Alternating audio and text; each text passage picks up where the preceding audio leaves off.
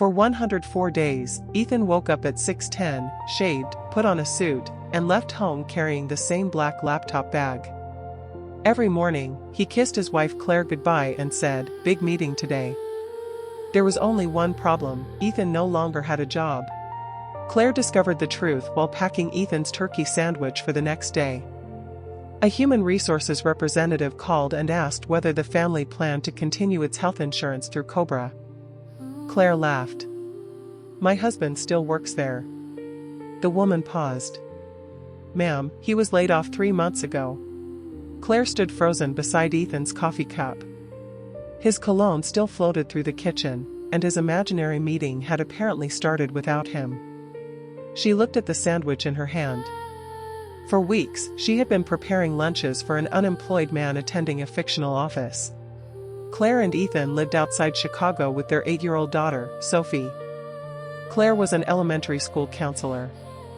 Ethan had supposedly been a regional sales director earning nearly twice her salary. Their household also supported enough streaming subscriptions to qualify as a small entertainment company. Ethan had always taken pride in being the primary provider.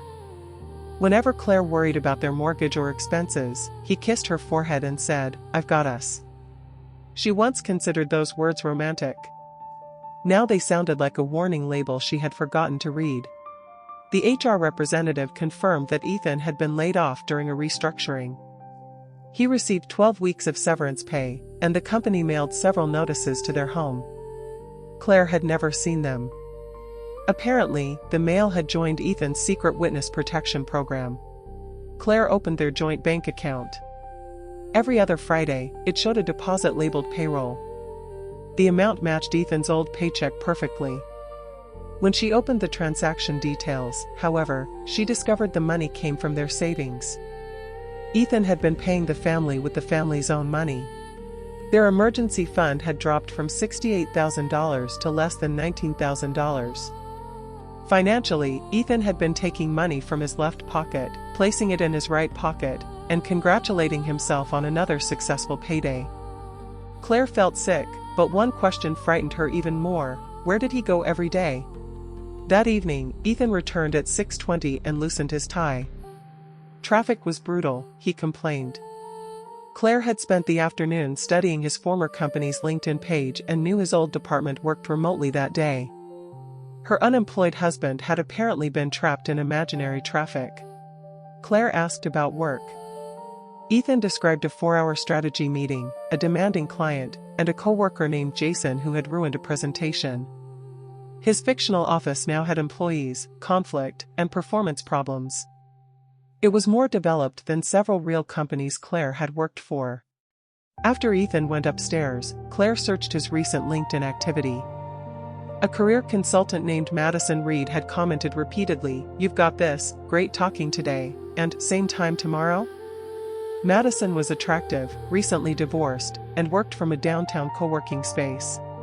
Ethan's credit card showed daily charges at Madison's co-working building, coffee, parking, and several lunches for two. Claire's imagination immediately produced a complete affair, including dramatic music and an actress who looked much better while crying.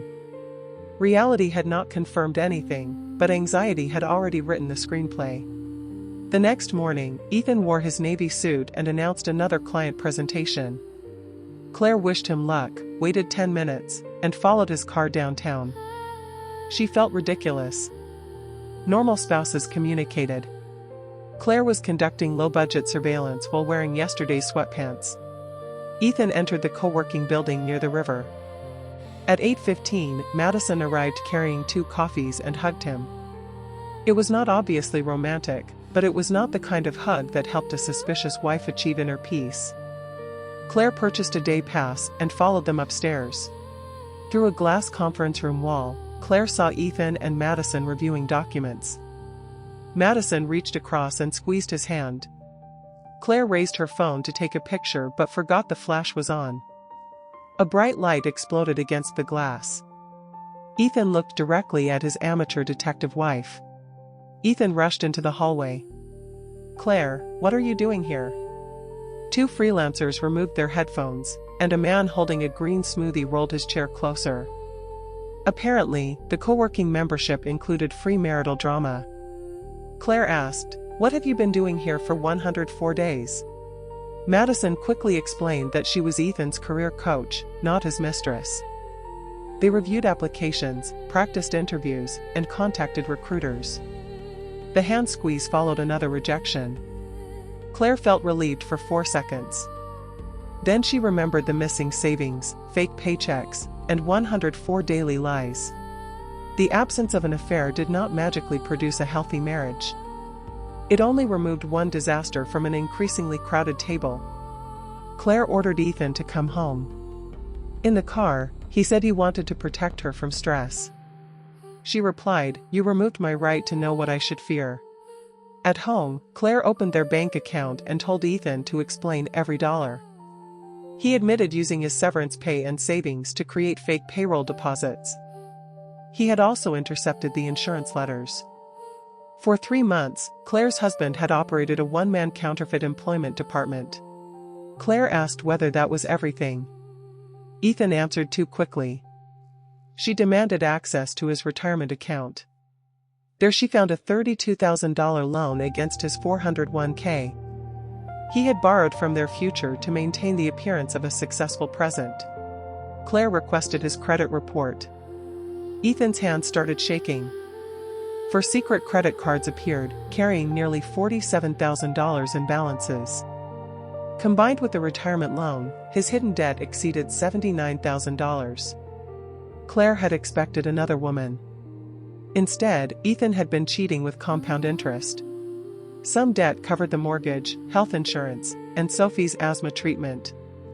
The rest funded parking, coaching, expensive lunches, premium LinkedIn services, and a new interview suit. Ethan had borrowed money to look like a man who did not need money. His ego had developed terrible accounting skills. Claire believed she had reached the bottom of the secret.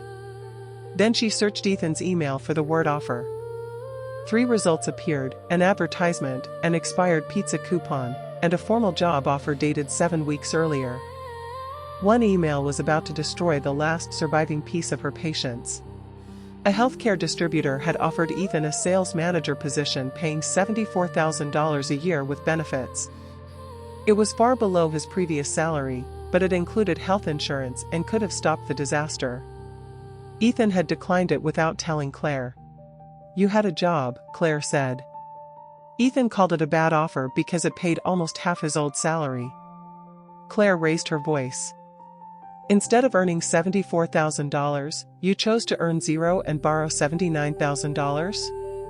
Mathematics quietly left the marriage to avoid being associated with him. Ethan admitted he feared everyone would view the lower salary as failure: his former co-workers, friends, Claire's parents, and Claire herself. He wanted to return to a prestigious position before anyone discovered the layoff.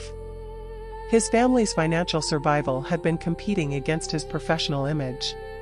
For the first 2 weeks after the layoff, Ethan sat outside a public library because he felt too ashamed to enter. Eventually, he used its computers to apply for jobs. He met Madison through an employment support group. She believed Claire knew everything and supported his search. Ethan created fictional co-workers so he would have stories to tell at dinner. He studied his former company's social media to keep the details current. When it held its annual conference, he rented a nearby hotel room and posted an old photograph. His imaginary career required disturbing levels of project management. "Madison believed I was supporting you?" Claire asked. Ethan nodded. That detail hurt more than expected. In his fictional marriage, Claire had been informed, loving, and supportive. In reality, she was the only person excluded. Ethan had given a stranger the role that should have belonged to his wife. "Why didn't you let me help?" Claire asked. Ethan said she had married a successful man. Claire replied, "No. I married you." He began crying, but she did not hold him. She was too angry to comfort the man who had turned her trust into a stage prop. The next morning, Ethan did not put on a suit. For the first time in 104 days, he sat at the kitchen table in sweatpants at 7:05. Claire created a complete financial list. The numbers were terrifying, but at least they were real. Real disasters could be confronted. Their remaining savings totaled $18,742. Credit card debt reached $46,830. The 401k loan was $32,000. Their monthly mortgage cost $2,640, while private health insurance approached $1,900. The invisible monster now had a name, an address, and several aggressive interest rates. Claire gave Ethan 3 requirements.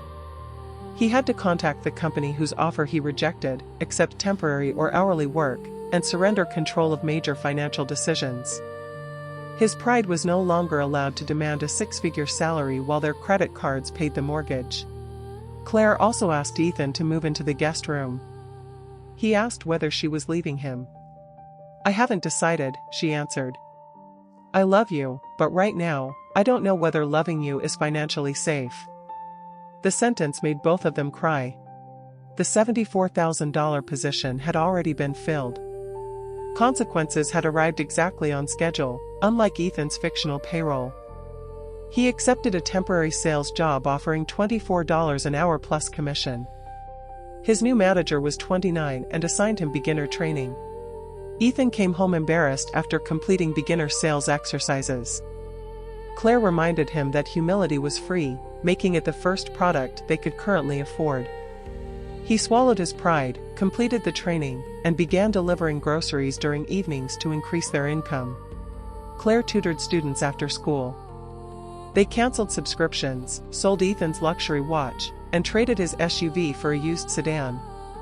Sophie mourned the loss of her premium cartoon app for 2 days, then discovered free library videos.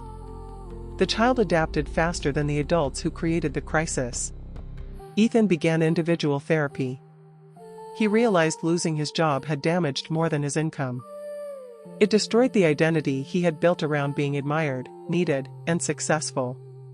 Instead of grieving that identity, he had tried to keep its body moving with credit cards. Claire and Ethan attended marriage counseling.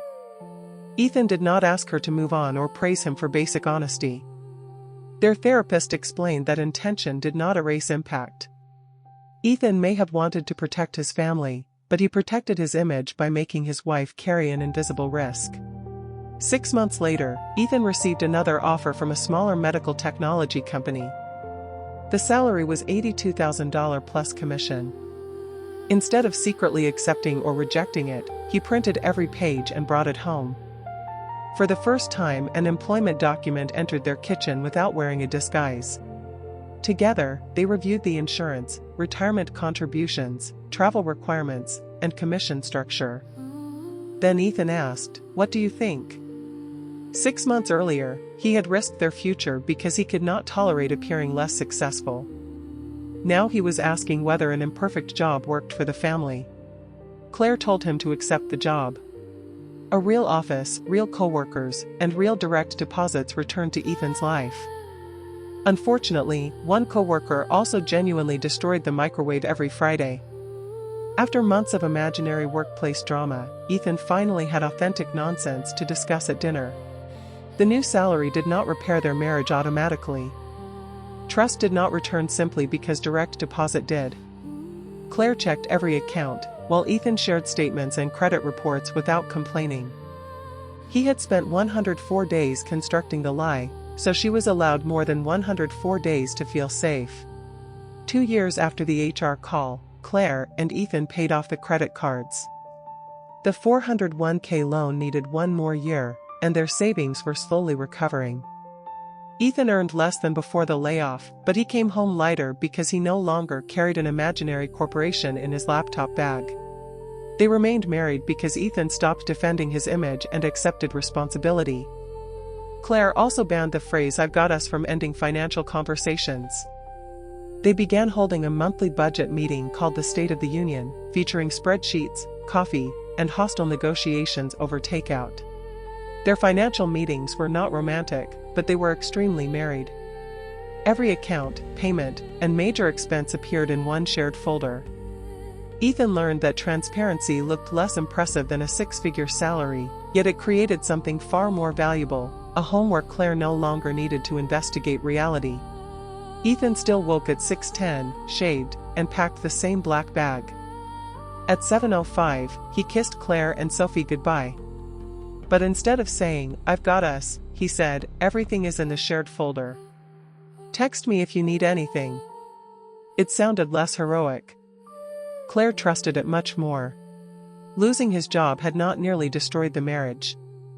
The dangerous part was Ethan's belief that love required him to perform success.